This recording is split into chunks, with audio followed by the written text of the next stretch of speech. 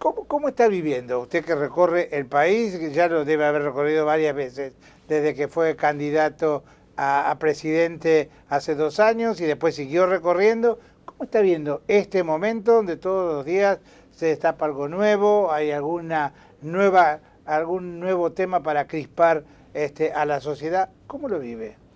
Bueno, con preocupación, porque son temas muy duros para la sociedad y necesitamos realmente que se investiguen estos hechos. De manera que hay un periodismo de investigación que pone en claro distintos temas, pero después es la justicia la que tiene que actuar. Y lo preocupante es que la justicia va siempre 4 o 5 días después que se hizo la denuncia, con lo cual, posibilitan que si hay alguna situación que hay que aclarar o vaciar o limpiar de tal o cual departamento de Buenos Aires, hay que hacerlo porque pueden llegar a ser investigados. Yo creo que esto es lo que está fallando hoy en el país, ¿no? Es decir, que la justicia actúe, investigue y castigue. Ahora la justicia está también muy acotada, doctor Vino. No sé si leyó hoy en los diarios nacionales que, por ejemplo, la Inspección General de Justicia ha retaseado información solicitada por juzgados y por medios respecto a determinadas empresas que aparentemente estarían muy implicadas en el tema Chicone que afecta al vicepresidente, y se le ha negado lo que antes obviamente era normal, que para una investigación periodística o una investigación judicial uno accediera a ese tipo de información. Usted se sabe que hubo como una especie de intervención no declarada de alguien que fue mandado por el gobierno, incluso no teniendo un cargo de abogado, sino de contador, para reemplazar y supervisar a quienes toman decisiones, y gente excluida después de muchos años de ejercicio de funciones. Claro, y sobre todo en casos como donde la sociedad ya lo juzgó al vicepresidente. Entonces, creo que ir atrás de este hecho es realmente preocupante, porque no ayuda a mejorar la calidad institucional que hoy tenemos. ¿Usted ve que más allá de todo esto, la cosa cambia, aunque sea poco, pero cambia, doctor? Porque, como decía usted recién, al vicepresidente ya lo juzgó la sociedad. Pero por ahí, al juzgarlo la sociedad, ya hay un preconcepto sobre el vicepresidente, y seguramente la justicia falla totalmente distinto a lo que ha pensado o supuesto la sociedad. Y eso, lógicamente, que deja una disconformidad un poco grande en la gente. ¿Usted cree que se mueve algo en la investigación? ¿Avanza aunque sea poquito o es la denuncia y nada más? La verdad que se avanza muy poco y son todas cuestiones muy parciales. Fíjese, por ejemplo, que la justicia hoy le dé 7 años de prisión a Menem, ¿no? Después de cuántos años ocurrió el hecho, después de tanto tiempo, de lo que significó como gravedad el problema que generó la venta de armas a un país como el caso de Ecuador, donde nosotros éramos garantía para la paz entre Ecuador y Perú. Entonces, creo que realmente estos son los problemas, ¿no? Que la justicia cuando llega tarde deja de ser justicia. Es cierto. Ahora, usted sabe que, el tema de la corrupción, el otro día escuchaba la reflexión de una colega que escribe en el diario La Vanguardia de Barcelona, y dice: lo peor que a un pueblo le puede pasar es que uno se acostumbre a que la corrupción es parte de la vida cotidiana. Y yo creo que los argentinos, todos, hemos ido incorporando como que la corrupción es parte del aire. Yo sigo todavía siendo utópicamente crédulo y creyendo que no, porque uno conoció, por ejemplo, la generación de mi viejo, que conocían vocablos que hoy parecen caídos en desuso: ética, dignidad, el consensuar con un apretón de mano en la palabra del otro. Hoy, le digo, hay gente que no se puede mirar al espejo, doctor Wiener. Sí, claro. Y hay algo que todavía agrava al hecho de corrupción, ¿no? Que es la impunidad. Además. Porque la impunidad para una sociedad es lo peor que le puede pasar, ¿no? Esto de que, bueno, pasó, ya no va a pasar más, y resulta que después viene algo más grave. Digo, aquel que tiene un título de propiedad para decir que este auto me pertenece y es un auto robado, la próxima vez busca, no sé, quedarse con una agencia de auto, ¿no? Entonces, siempre la impunidad habilita que haya un proceso mayor hacia el futuro. Y realmente ese es un problema de la justicia. Por eso nosotros creemos que es una barbaridad realmente partidizar a la justicia como pretende este gobierno, ¿no? La justicia tiene que ser absolutamente independiente. Y esto se logra cuando nosotros tenemos, bueno, por un lado el poder ejecutivo, por otro lado el poder legislativo, que son dos poderes electos por la gente. Pero el tercero no es electo directamente, que es el poder judicial. Entonces el Consejo de la Magistratura, es decir, el órgano que tiene que designar a los jueces o entablar un jury de enjuiciamiento, tiene que ser absolutamente independiente. Y por lo tanto es allí donde genera realmente la posibilidad de que imparta una buena justicia. Fíjese que en Santa Fe, al revés de lo que se hace a nivel nacional, hemos establecido que el Consejo de la Magistratura, bueno, el propio Ejecutivo se autoexcluye del nombramiento, ¿no?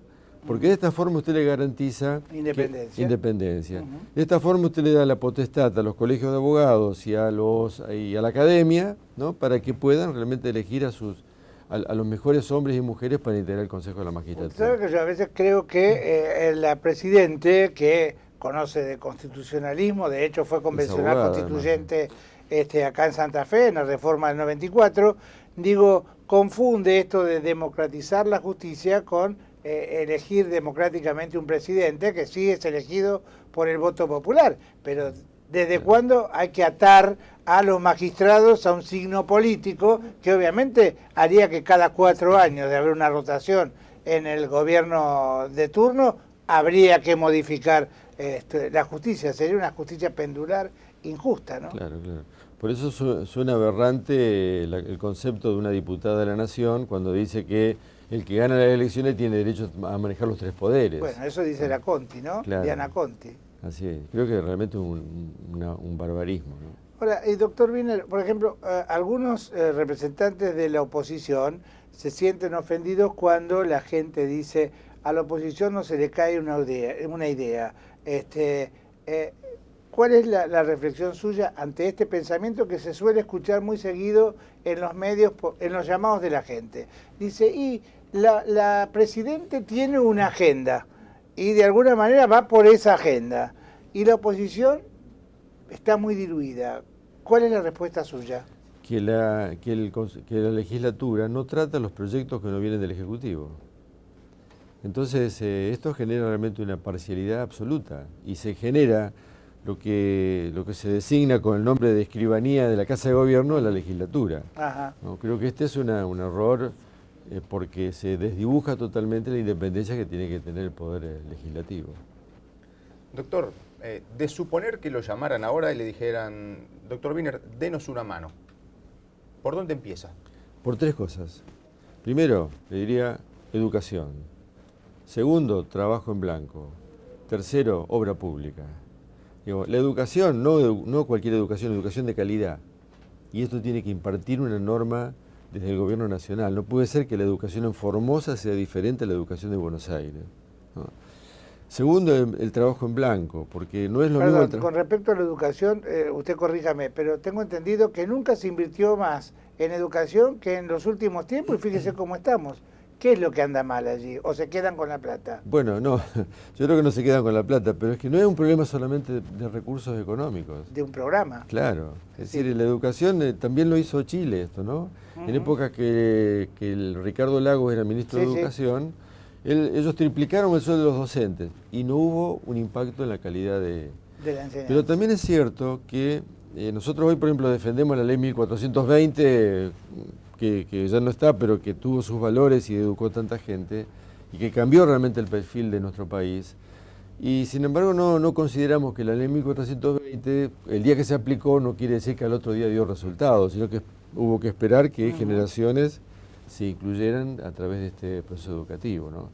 Pero educación y trabajo. La educación porque nos hace libres y el trabajo porque nos hace dignos, ¿no? Son los 2 elementos fundamentales para la inclusión social. Y después está la obra pública. Mire, aquí hay que hacer obra pública. La inversión del gobierno, el endeudamiento del gobierno debe ir de la obra pública. Hacer acceso a los puertos, el ferrocarril, hospitales, escuelas, rutas. En fin, todo esto hay que hacerlo con una visión clara de que hay que poner en marcha la economía del país. Ahora, en estos 10 años de la década ganada se han anunciado muchas cosas en la obra pública, pero quedaron en eso, en enunciado, porque no se han plasmado en realidad. Bueno, hay que hacerlas, ¿no? Hay que hacerlas. Yo creo que el tema del déficit energético del país es realmente muy grave, muy grave. Entonces esto va en contra de cualquier, digamos, recuperación económica y reindustrialización del país. Fíjense que cuando se restringió el volumen de gas para la industria, aquellas industrias que usaron un poquito más de gas de lo que estaba permitido, finalmente le aplicaron multas siderales, que algunas quebraron por esto. Entonces, evidente que no se tiene un concepto de lo que significa la economía regional, porque el país no es lo mismo. Nosotros, mire, lo hemos recorrido el año pasado, hemos estado en todas las provincias argentinas, ¿no? En un año no electoral, y construimos allí el proceso económico que se estaba dando y qué es lo que habría que hacer, ¿no? Entonces, generamos, por un lado, el diagnóstico de que todas las economías regionales, los vinos de Mendoza, el pescado de Mar del Plata, la carne en Santa Fe, los limones en Tucumán, las manzanas y peras en Río Negro, todas estaban en falta de competitividad. Entonces, con esa falta de competitividad, el inversor no invierte, ¿no? Trata al contrario, trata de reducir y trata de achicar todo y trata de tener menos empleados y pagarlos en negro. Entonces hay todo un retroceso de la economía. Nosotros necesitamos que la economía funcione. Mire, si usted le pagase a los jubilados, por ejemplo, le pagase lo que le corresponde, no esta miseria que le dan, lo que le corresponde, ¿qué hace el jubilado? ¿Se toma un avión y se va a Miami a comprar ropa? No, va a pintar su casa, va a mejorar un mueble, le va a comprar un vestido a la señora, digo yo, mejorará su alimentación.